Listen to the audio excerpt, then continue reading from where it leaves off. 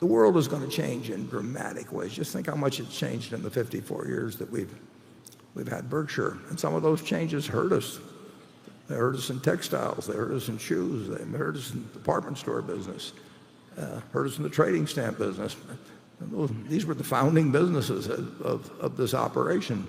But we do adjust, and we've got a group overall of very good businesses. We've got some that will be actually destroyed by what happens in this world. But that's, I still am the card-carrying capitalist, and I believe that's a good thing. You have to make changes. We had 80% of the people working on farms in 1800.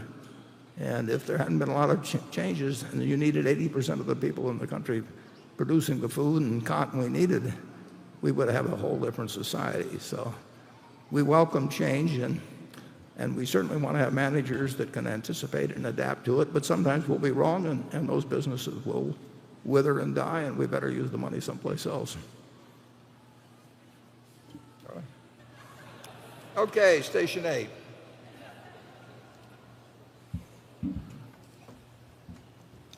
Hi, Warren. Hi, Charlie. My name is Jacob. I'm a shareholder from China and also a proud graduate of Columbia Business School. Thanks for having us here. My question is, our world is changing at a faster pace today versus 40 years ago, and even more so going forward. Under this context, for each of us individually, shall we expand our circle of competence continuously over time, or shall we stick with the existing circle but risk having a shrinking investment universe? Thank you. Well, obviously you should, under any conditions, you should expand your circle of competence. If you can. If you can. Yeah, and I've expanded mine a little bit over time. But you can't, you ought to be pretty cautious. You can't force it. If you told me that I had to, become an expert on physics or, Dance may be the lead in the ballet, Warren. That would be a sight. Yeah, well, that's one of them. Particularly now. That's one you may be thinking about, but that didn't even occur to me. But yeah, it's ridiculous. Yeah. That doesn't mean you can't expand it at all. I mean, I did learn about some things as I've gone along in a few businesses. In some cases, I've learned that I'm incompetent, which is actually a plus, and you've discarded that one. But it doesn't really the world is going to change. It's going to keep changing. It's changing every day, and that makes it interesting. As it changes, certainly within what you think is your present existing circle, you should be the master of figuring that one out, or it really isn't your circle of competence. And if you get a chance to expand it somewhat as you go along, I've learned some about the energy business from Walter and Greg as we work together, but I'm not close to their level of competence on it. But I do know more than I used to know, and so you get a chance to expand it a bit. Usually, I would think normally your core competence is probably something that sort of fits the way the mind is worked. Some people have what I call a money mind, and they will work well in certain types of money situations. It isn't so much a question of IQ. The mind is a very strange thing. And people have specialties, whether in chess or bridge. I see it in different people that can do what seem to be impossible things. And they're really kind of, as Charlie would say, stupid in other areas. So just keep working on it. But don't think you have to increase it and therefore start bending the rules. Anything further, Charlie? No. Station 9. Just about. Yeah, we got time for a couple more. My name is John Durso, and I'm from New York. Mr. Buffett, you've said that you could return 50% per annum if you were managing a $1 million portfolio. What type of strategy would you use? Would you invest in cigar butts, i.e. average businesses at very cheap prices, or would it be some type of arbitrage strategy? Thank you.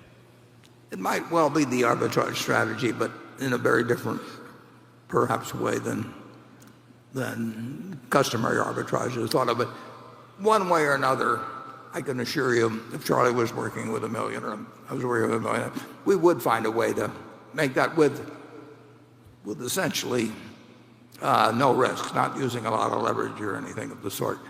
But you change the 1 million to 100 million, and that 50 goes down like a rock. There are little fringe inefficiencies that people don't spot, and you do get opportunities occasionally to do, but they don't really have any applicability to Berkshire. So, Charlie? Well, I agree totally. It's just what you used to say that large amounts of money, they develop their own anchors. Yeah. It gets harder and harder. I've just seen genius after genius with a great record, and pretty soon they got 30 billion and 2 floors of young men, and away goes the good record. It's just the way it works. But It's Charlie, hard as the money goes up. when Charlie was a lawyer, initially, I mean, you were developing a couple of real estate projects. You find, if you really want to make $1 million or 50% on $1 million, and you're willing to work at it, and you'll find that's doable, but it just has no applicability to managing huge sums. I wish it did, but it doesn't. Yeah, Lee Lu, using nothing but the float on his student loans, had $1 million practically shortly after he graduated as a total scholarship student. He found just a few things to do. Yeah. And did them.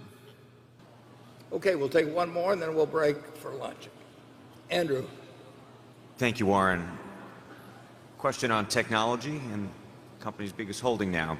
Given that Apple is now our largest holding, tell us more about your thinking. What do you think about the regulatory challenges the company faces, for example? Spotify has filed a complaint against Apple in Europe on antitrust grounds. Elizabeth Warren has proposed ending Apple's control over the App Store, which would impact the company's strategy to increase its services businesses. Are these criticisms fair? Well, again, I will tell you that all of the points you've made, I'm aware of, and I like our Apple holdings very much. I mean, it is our largest holdings. And actually, what hurts in the case of Apple is that the stock has gone up. And we'd much rather have the stock. And I'm not proposing anything be done about it, but we'd much rather have the stock at a lower price so we could buy more stock. And importantly, if Apple, I think they authorized another $75 billion the other day, but let's say they're going to spend $100 billion in buying in their stock in the next 3 years. It's very simple. If they buy it at 200, they're going to get 500 million shares. They've got 4 billion, 600 million out now, and so they'll end up with 4.1 billion under that circumstance. If they're buying it at 150, they buy in 667 million shares, and instead of owning what we would own in the first case, the divisor would be less than 4 billion, and we'd own a greater percentage of it. So in effect, a major portion of earnings, at least possibly, it's at least been authorized, will be spent in terms of increasing our ownership without us paying out a dime, which I love for a business, a wonderful business.